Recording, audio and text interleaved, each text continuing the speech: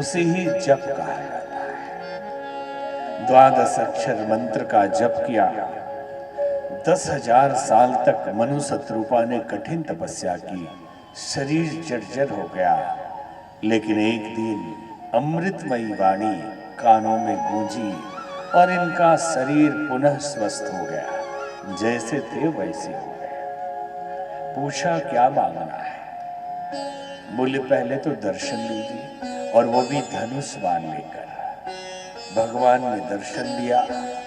सुंदर मुकुट, कंधे पे जनेऊ, पीत वस्त्र, कमल जैसी की पंखुड़ियों जैसी आंखें थी, टमाटर जैसे गाल थे। अद्भुत सुंदर भगवान का रूप। कहा अब तो मांग लो, क्या मांगना है? दानी शिरोमणि कृपा निधि, नाथ कहाऊं सती भाव, चाहो तुम ही समान सुत, प्रभु सन कवल दुरा।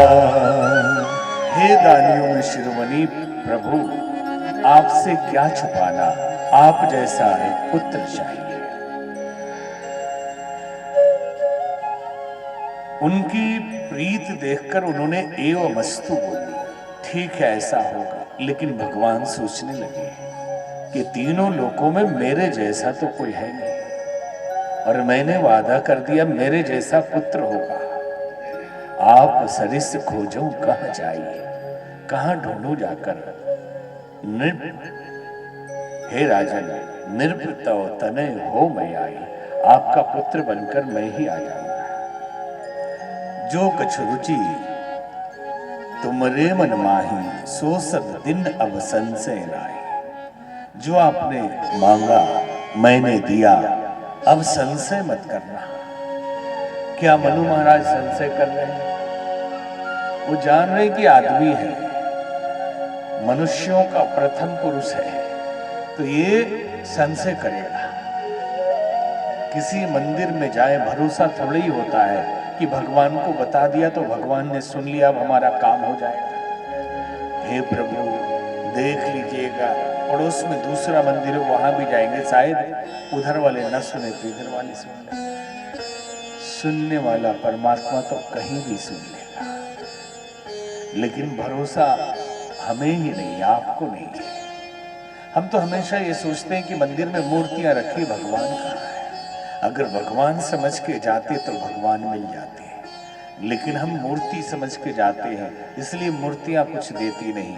उसके भीतर अगर भगवान समझ में आ जाए तो वो अवश्य दे देंगे। रोज मंदिर जाते हैं, लिस्ट बना के जाओ, आज शायद भगवान बात करने लगे, बोल दे कि मांगो, क्या मांगना है, तो क्या मांगेंगे?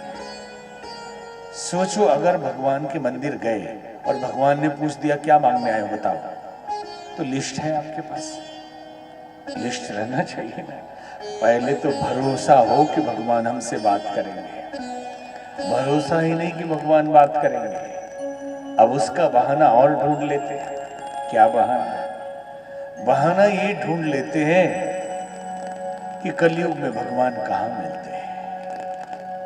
मीराबाई सतयुग में हुई, संत रैदास सतयुग में हुए, गोस्वामी तुलसीदास सतयुग में हुए, सब कलयुग वाले हैं। सूरदास सतयुग में हुए, रामकृष्ण परमहंस सतयुग में हुए, स्वामी विवेकानंद सतयुग में हुए, संत पीपा, संत दादू, संत रज्जब, संत कबीर कहाँ कब हुए ये लोग? त्रेता युग में। ये सब अभी वाले हैं और सबको भगवान मिले। हमें इसलिए नहीं मिलते कि मंदिर में बैठी हुई प्राण प्रतिष्ठित मूर्ति को भी हम पत्थर की मूर्ति समझ के जाते हैं। भरोसा नहीं कि ये देगा कुछ। एक जगह एक आदमी राम जी की पूजा करता था, नित्य मूर्ति घर में रखा था, आरती करता, भोग लगाता, तीनों समय पूजन होता। 3-4 साल हो गए, भगवान ने दर्शन नहीं दिया। नाराज होकर मूर्ति उखाड़ी साइड में रख दिया। कृष्ण भगवान की मूर्ति ले आए, लड्डू गोपाल, जैसे आजकल फैशन जैसा बना हुआ है दिल्ली साइड में। कि मॉल में भी जाए तो लड्डू गोपाल ले, कि बाथरूम में जाए तो लड्डू गोपाल ले। अरे भगवान है, उनको ठीक जगह रखिए, उनकी पूजा करिए, वहां तक तो ठीक है, लेकिन आपने खिलौना बना लिया, ये ठीक नहीं है। तो भगवान कृष्ण बिठा दिए, रोज भोग लिखाए, आरती करे। जब अगरबत्ती लगाया तो अगरबत्ती की खुशबू और धुआं कृष्ण भगवान तक तो जाती थी, लेकिन राम जी तक पहुंच जाती थी। तो भक्त को बड़ा दुख लगा, इन्होंने दर्शन दिया नहीं, इन तक नहीं जाना चाहिए, तो हिला देता था, धुआं उधर नहीं जाना चाहिए राम जी की तरफ। देखा कितना भी हिलाए लेकिन धुआं जा रहा, उसने रोई निकाली, राम जी के नाक में ठूस दिया। राम जी ने कहा, मेरा दम घुट रहा भाई, ये जल्दी रोई निकालो। तो बोले, प्रभु आपने दर्शन दे दिया। बोले, हाँ, तो पहले क्यों नहीं दिया इतने दिनों तक? बोले, इतने दिनों तक बेटा तू मुझे मूर्ति समझता था, आज तुझे एहसास हुआ कि मैं मूर्ति नहीं, इसलिए नाक में ठूस दिया। मैं तो हमेशा यहाँ जीवित बैठा हूं, लेकिन तेरा भरोसा मुझे प्रकट करा सकता है, लेकिन भरोसा ही नहीं। तो आदमी शंका करता है, इसलिए बोले कि शंका मत करना मनु महाराज। और झूठ भी बोलता है आदमी। एक आदमी थे सत्यवादी, उनका नाम ही था सत्यवादी, दूध का व्यापार करते थे। जज साहब भी जानते थे कि वो झूठ आज तक बोला ही नहीं है।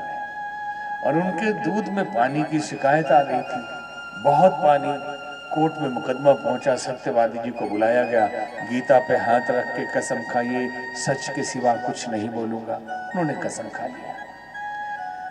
कोर्ट में ही दूध जांचा गया, थोड़ा सा दूध, पानी ही पानी। जज साहब नाराज हो गए, इतना बड़ा झूठ, कोर्ट में झूठ बोल रहे हैं आप। बोले, हुजूर आज तक जीवन में मैंने झूठ कभी नहीं बोला। मुकदमा क्या है ये पहले बताइए। बोले, मुकदमा है कि आप दूध में पानी मिलाते हैं। बोले, मुकदमा ही गलत है ना मेरे ऊपर, मैं हमेशा पानी में दूध मिलाता हूं, पानी ज्यादा होता है थोड़ा सा दूध मिलाता हूं, तो मुकदमा तो खारिज हो गया यहीं पे। शिकायत है कि मैं दूध में पानी मिलाता हूं, और मैंने दूध में कभी पानी मिलाया नहीं, मैंने पानी में दूध मिलाया है। तो एक से एक चालाक आदमी होते हैं। अब एक आदमी कोर्ट में गया गवाही देने, उम्र कितनी है? बोला 35 साल। 20 साल तक मुकदमा चलता रहा, 55 साल का हो गया। जज साहब भी वही थे। बोले, उम्र कितनी है? तो बोला 35 साल। जज साहब ने कहा 20 साल तो हो गया मुझे देखते हुए। बोले, हुजूर मैं क्या करूं, ये तो आपके कोर्ट का नियम है, एक बार जो बयान दे दिया पलट नहीं सकते। बयान से कैसे पलट जाऊंगा?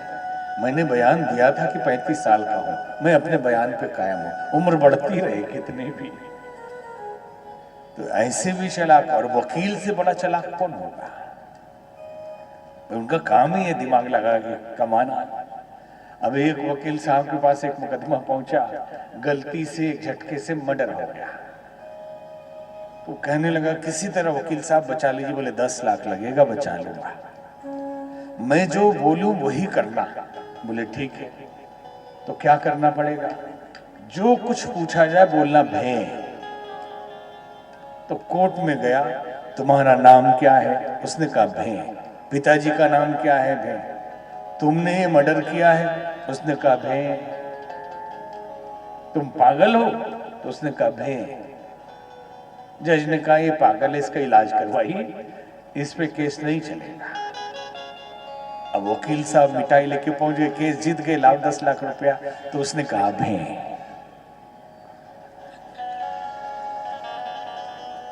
वकील साहब को भी भे कर दिया, जाओ 10 लाख नहीं मिलने वाला।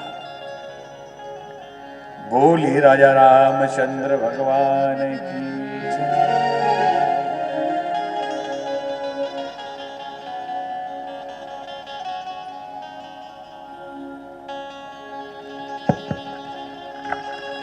यह इतिहास पुनीत वहीं कहीं बिसके भरद्वाज सुनु अपर पुनि राम जन्म कर हेतु। आजकल टीवी में भी हमने देखा राम जन्म के कारण बता रहे हैं। जाती है ना पाठशाला,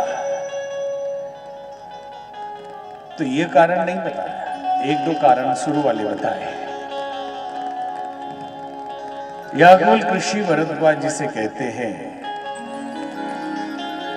कि पार्वती जी को शिव जी ने एक इतिहास बताया, हे भारद्वाज, राम जी के जन्म का एक और कारण सुनो। केकई प्रदेश में प्रताप भानु नाम के एक राजा थे। उनका भाई धर्मरुचि और मंत्री अरिमर्दन। उनके राज्य में चहुओर खुशहाली थी, चक्रवर्ती सम्राट थे। छोटे छोटे राज्यों को जीतकर इतने बड़े सम्राट बने थे, बड़े धर्मात्मा थे।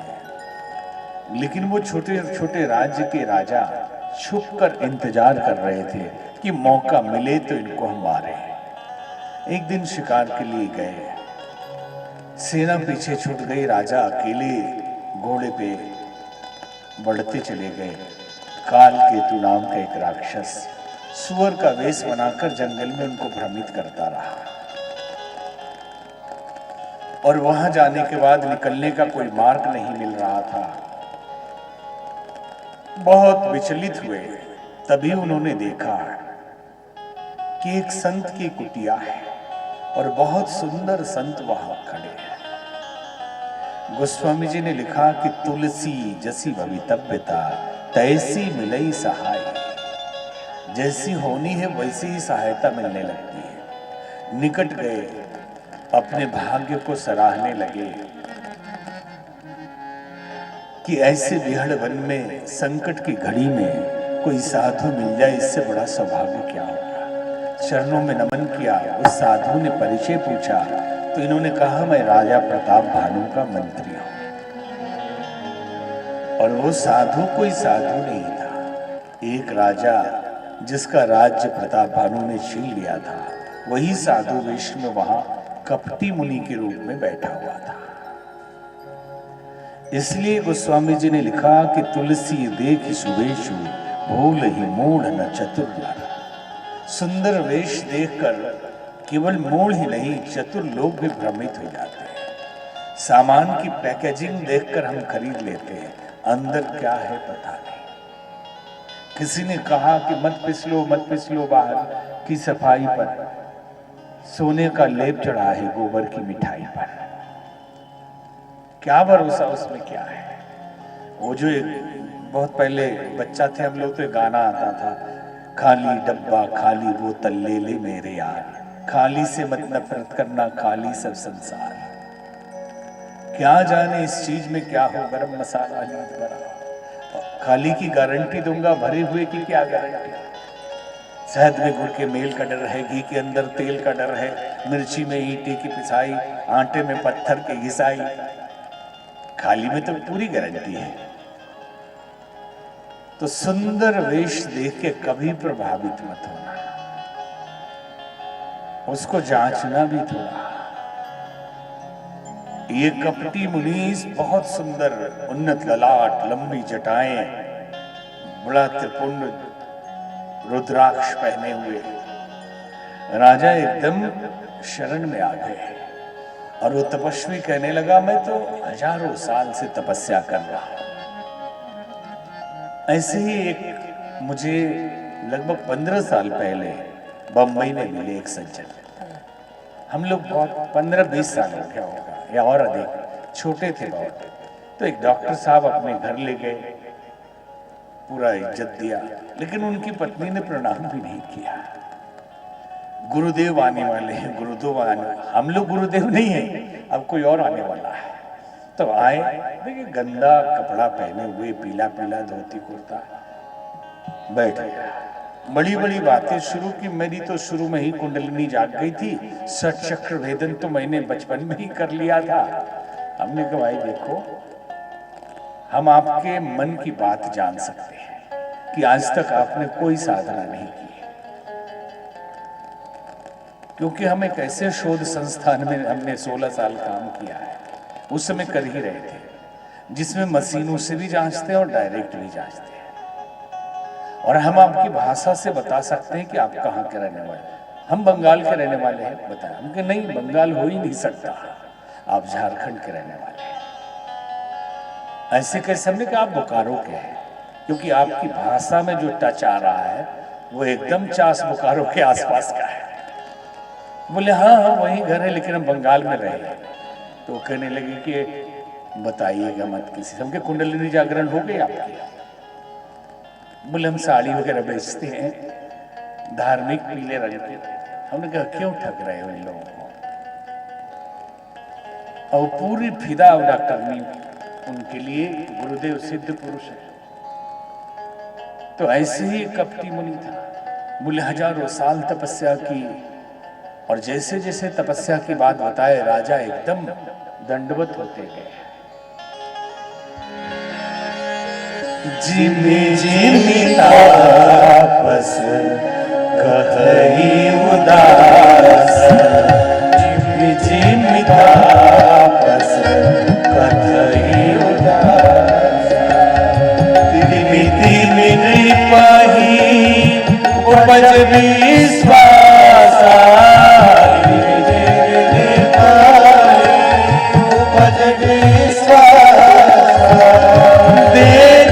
स्वपास करम मन बाई, देखा स्वपास करम मन बाई, तब बोला तापस पग ध्याई, जिमि जिमि तापस कहई उदासा, जिमि जिमि तापस कहई उदासा।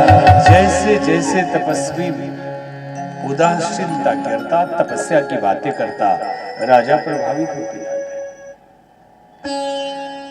हर काल में ऐसे कपटी लोग आते हैं, छद्म वेशधारी आते हैं। भगवान कृष्ण के समय में एक पौंडुक कृष्ण आ गया। बोले मैं ही अवतार, मैं ही असली अवतार आया। और भगवान राम के समय में 3 घटना घटी। सीता मैया के हरण के लिए रावण साधु बन के गया, जड़ी बूटी से रोकने जाने के लिए कालने में साधु बन के गया, और जाके चंदन तिलक लगाई बैठ गया गुरु जी बन के। हनुमान जी आए, हनुमान जी ने चरण छुआ। वो कहने लगा अरे बच्चे मैं जानता हूं तुम जड़ी बूटी लाने जा रहे हो, प्राण संकट में है लक्ष्मण की, मुझे पता है कि मैं तो राम ही राम पुकारूं, श्री राम नहीं मेरे सुध लीनो, तुझे पल भर में पहुंचा दूंगा, जड़ी बूटी दिलवा दूंगा, गुरु दीक्षा ले लो। तो गए नहाने, नहा के आता हूं बाबा। वहां मिल गई एक अप्सरा, उसने बताया कि ये कपटी है, कालनेमी है। तो हनुमान जी ने कहा गुरुदेव मंत्र दीजिएगा, बाद में मैं ठीक से चरण पूजन कर लूं। और चरण पकड़े और उठा के पटक दिया, ठीक से पूजन कर दिया उन्होंने। इंद्र भी साधु के वेश में हिल्या जी के पास गया था। तो हर काल में ये होता रहा है, साधु कभी गड़बड़ हो ही नहीं सकता। गड़बड़ लोग साधु वेश बनाकर साधुता को कलंकित करें, बात अलग है, लेकिन जब साधु ही है तो गलत कैसे हो सकता है? और गलत वेश बना ले साधु का तो क्या कह सकते हैं? जब कालनेमी था, जब रावण था, साधु के वेश में आया तो विश्वामित्र, वशिष्ठ, अगस्त्य, पुलस्त्य, अत्रि ऋषि, इन लोगों की गरिमा समाज में गिर गई थी? नहीं गिरी थी। लोग जानते थे कि वो कपटी है, ये साधु है। तो फिर आज कैसे गरिमा गिर जाएगी? कुछ छद्म वेशधारियों के कारण नहीं गिरनी चाहिए। एक बार कथा करने गए एक जगह, पत्रकार लोग अपने को बहुत बुद्धिमान मानते हैं, तो आते ही पहला प्रश्न किया कि आजकल सदगुरु नहीं मिलते हैं। हमने कहा किसको चाहिए सदगुरु, बुलाइए उसको, हम सदगुरु दिलाते हैं। अगर चाहत आपको सदगुरु की है तो अवश्य मिलेंगे। हमने कहा सद शिष्य मिलते हैं आजकल, सदगुरु को तो आपने कह दिया कमी पड़ गई है, शिष्य है। शास्त्र तो ये कहता है कि इहलोक और परलोक की सारी आकांक्षाएं त्याग दो तो शिष्य बनने की पहली सीढ़ी पर चढ़ने के काबिल हो। इस धरती पे भी कोई कामना न रहे, और परलोक की भी कोई कामना न रहे। गुरु आदेश केवलम, मंत्र मूलम गुरुर्वाक्यम, मोक्ष मूलम गुरु कृपा, ये भाव रहे तब तो शिष्य बनने की स्थिति में है। कौन है जिसको सदगुरु नहीं मिल रहा है? अभी तो गुरु किसी को नहीं चाहिए। कोई भक्त हो समर्पित, जिसे प्रभु चाहिए उसको गुरु चाहिए। अन्यथा अधिक से अधिक लोग एक गिरुआ वस्त्रधारी चाहिए जिसका नेताओं से परिचय अधिक हो, जो फाइनेंस करा सके, जो काम करा सके, जो मंत्रियों से परिचय करा सके, जो पैसा लगवा सके। हो सकता है बाबा के पास पैसा हो, ब्याज पे लगा दे। इस टाइप के संत चाहिए। गुरु किसको चाहिए? जैसे जैसे तपस्वी बोलने लगा, राजा शरण में आने लगे। राजा ने पूछा, गुरुदेव आपका नाम क्या है? अपना नाम भी तो बताएं। नाम हमारा रतन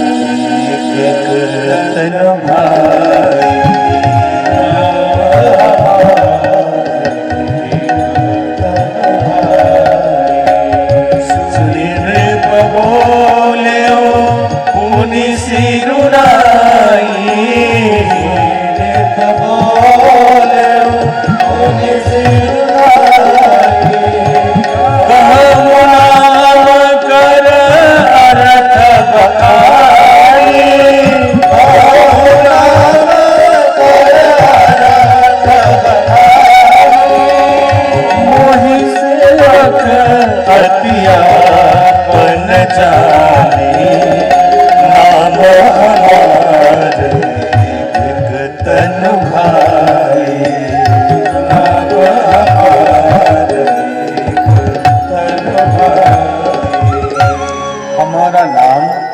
एक तनु है। पूछा, गुरुदेव ये तो बड़ा विचित्र नाम है, एक तनु कैसा नाम है? इसका अर्थ तो जरा बताइए। तो कहते हैं, आदि सृष्टि उपजी जबहि, तब उत्पत्ति भय मोह, नाम एक तनु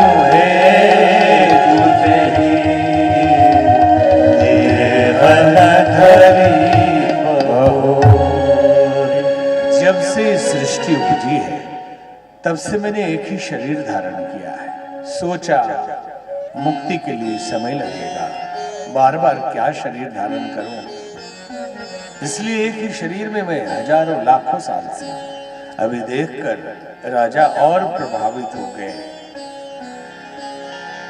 सुनी महिपतापस बस भयो,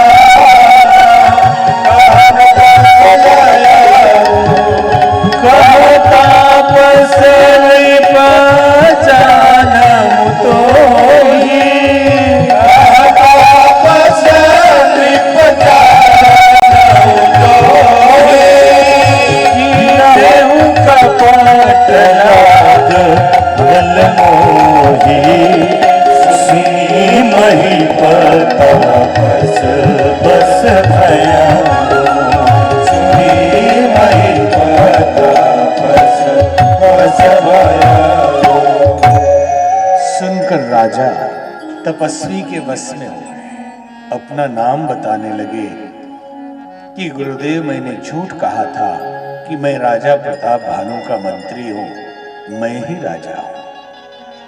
तो गुरुजी तो महान तेज थे, उनको तो पता ही था। वो बोल रहे मुझे मालूम है, मैं त्रिकालदर्शी हूं, मुझे सब पता रहता है। आपने मेरे साथ कपट किया, अच्छा किया, क्योंकि राजा को सभी लोगों को सब सच्चाई नहीं बता देना चाहिए। बोलो क्या चाहिए? गुरुदेव मेरा राज निष्कंटक रहे। बेटे तेरे राज्य की बात क्या है, तीनों लोकों में तेरा राज्य होगा। आज से 3 दिन के पश्चात मैं रसोइया बन के आऊंगा और तुम ब्राह्मणों को भोज कराओ, उनसे आशीर्वाद लो। वो थक गए थे, सो गए।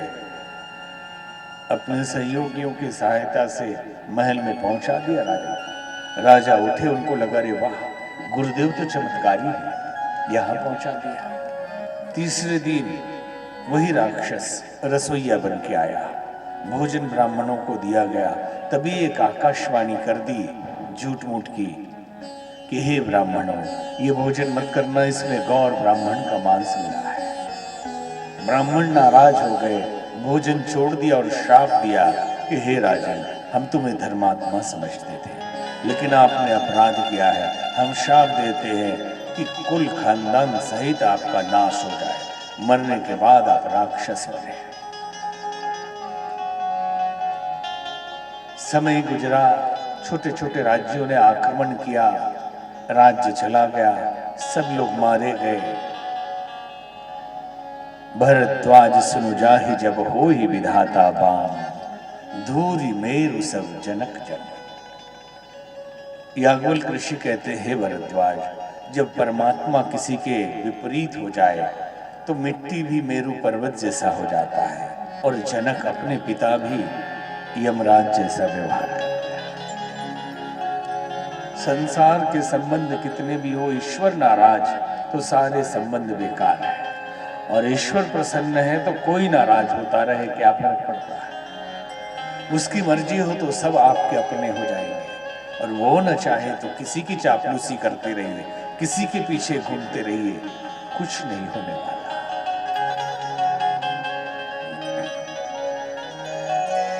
मरने के बाद राजा प्रताप भानु रावण बना, और उनका भाई